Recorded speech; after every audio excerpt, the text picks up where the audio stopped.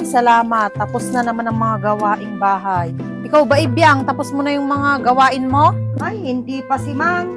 Eto nga, problema nga ako ng pera dahil walang-wala ako ngayon. Hindi ko nga alam kung saan ako kukuha ngayon. Naubusan kasi. Eh, ikaw naman kasi, Ibyang, pag may pera ka, bigay ka ng bigay. Kahit sino naman ang lumapit sa'yo, hindi mo tinatanggihan. Kaya, Ibyang, mahirap din eh. Pag masyado kang matulungin, walang matitira talaga sa'yo.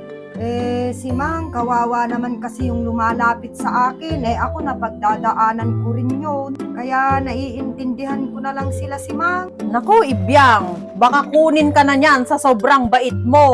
Bakit? Yung mga natutulungan mo, tutulungan ka rin ba pag walang-wala ka na? Di ba? Hindi naman. Ngayon, Ibyang, subukan mong lapitan yung mga tinulungan mo. Tingnan mo, hindi ka na nila kilala. Hayaan mo na si Mang, basta ako nakatulong. Eh, bakit nandito kang namroblema ng pera? Inaaburido mo ako eh, ayaw mong makinig.